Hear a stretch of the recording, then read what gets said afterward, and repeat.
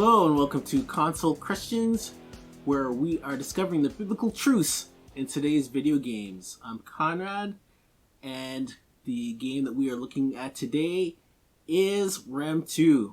Rhem 2 is a adventure puzzle game, much like the game from the 1990s, Myst. Rhem itself is a game from that time, pretty much wanting to copy the success that Myst had. And I would say that Rhem, if not better than Myst, at least as good. Definitely it's better than some of the Myst sequels, because I remember one of the Myst games that I was playing, I got stuck. So I was like, okay, let me get the walkthrough and look up the answer. So I got the answer, and I still couldn't figure out how to... Eventually I did figure it out, but it wasn't very straightforward on how to solve the puzzle. And I was thinking, how is someone supposed to figure this out? Whereas in Rhem, the first game, Rhem 1, I was able to do that without a walkthrough. The second game that we're looking at now, Rhem 2, I got stuck, so I had to consult the walkthrough again, and I looked at the answer and I was like, man, how can I not figure this out? Because the puzzle was so logical that I just needed to stick it out and I could eventually figure it out. But this is something that comes up when people are confronted with reading the Bible. Many people do not want to read the Bible because they say it's too difficult to understand. And I'll give them that there are some parts in the Bible that are difficult to understand, but luckily for the Bible there is a walkthrough. That's called the Bible commentary in regular speech, not using video game terminology. So let's look at one of the verses that are kind of difficult in the Bible. That's in Matthew chapter 5 in verse 48, and it says, "Be perfect, therefore, as your heavenly Father is perfect." So it's saying that you should not make any mistakes during your life. And that's how it appears because of the translation problem. Originally the Bible's written in Greek, and so the Greek word that's translated as perfect here is teleos, and it's the word teleos is translated as different words in the New Testament. It's one spot where it's translated as the word complete. Another word that's used is mature. So you can see how this all relates. The mature, complete, that relates to perfect, and in a little way, but it doesn't mean that it has to be without error, because you can finish something and there could be a little mistake here or there, but it'll still be complete. I can grow up. I've grown up to be an adult, and I hope that I'm mature, but I have a little kink or two that probably I still need to work on. So this I learned from the commentary. Looked in the commentary and I saw that, because I'm not fluent in Greek, and it said this is what really it means there. So let's look at a little bit of the game here.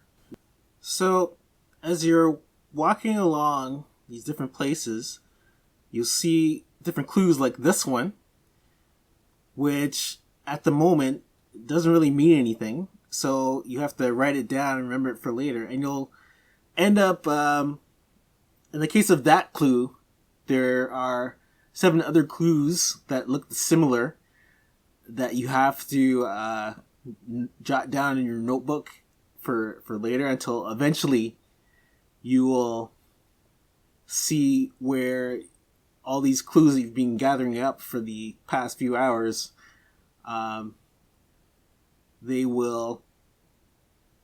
you'll see where they will come to be of use.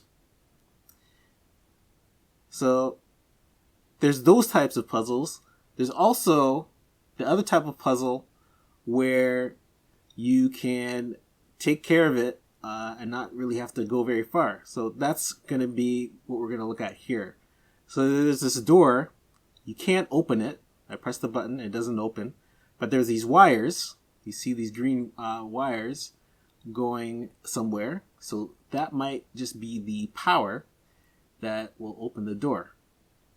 So the wires probably are behind this door. You have to get a key to open it. And yeah, sure enough, there's the wires. And it's connected to something. So it's connected to this.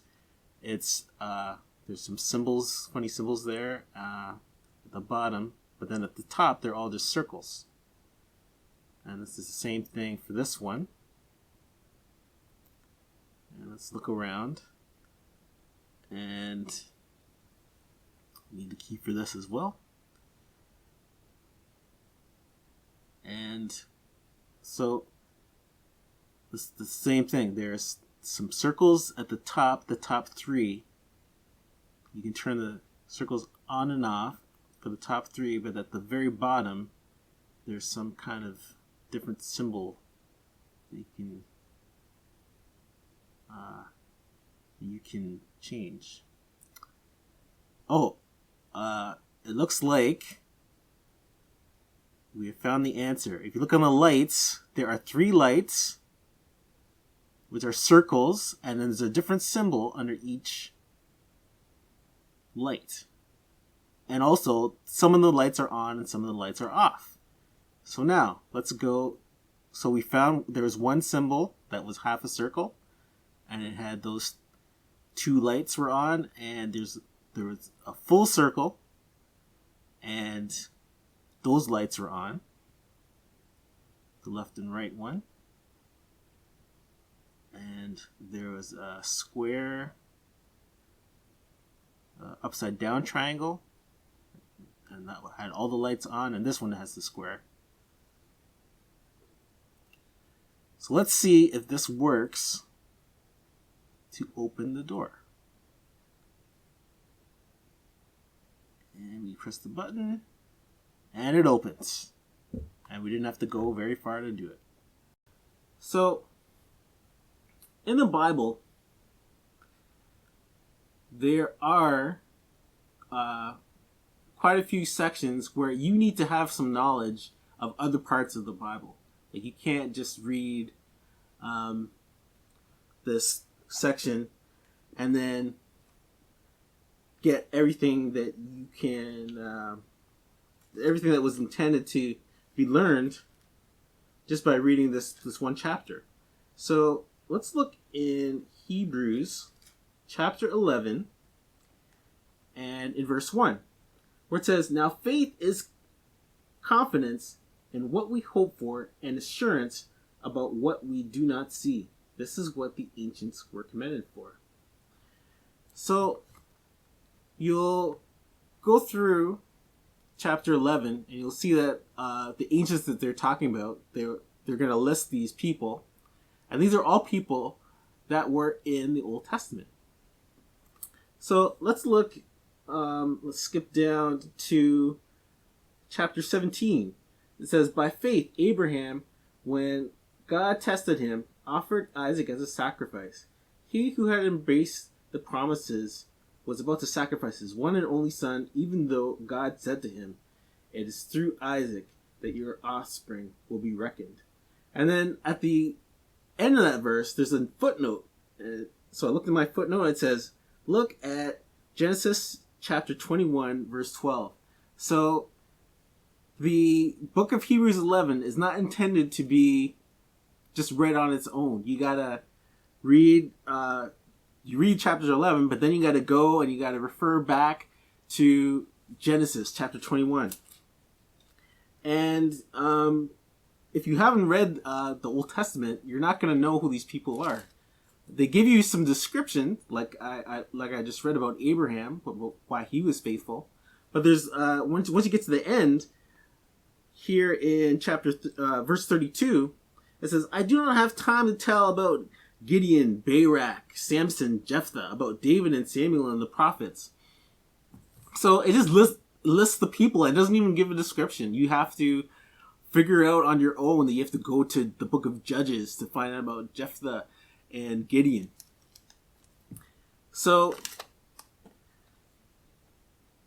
that is one type of verse you'll find in the Bible, one type of passage.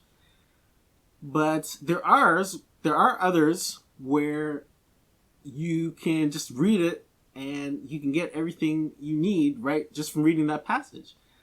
Like Jesus had many difficult teachings to teach to the people, and he knew this. So what he did, he told parables, and that made his teaching easy to understand, so that people would understand what this difficult teaching, instead of just saying it as maybe a professor might say it in the university.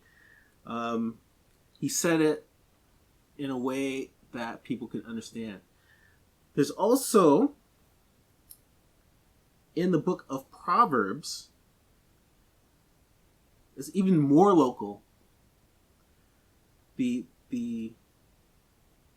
lessons are even more localized, because you can read a single verse and you can get a lesson from the verses in the book of Proverbs. So let's go to chapter 15 in the book of Proverbs. And in verse 1 it says, "A gentle answer turns away wrath, but a harsh word stirs up anger." And that's it. You just have to be careful what you say. That's what they're trying to tell you. Be careful how you use your words. And I don't have to look to the previous book, look in the book of Kings, or look anywhere else. I just need to read that one verse, and there I have my lesson for the day, I guess. So, thank you for watching. I invite you to come to the Milestone Church's YouTube channel, which we're having a service this Sunday. We have one every Sunday at 11 a.m. Eastern. And I'll see you next time on Console Christians.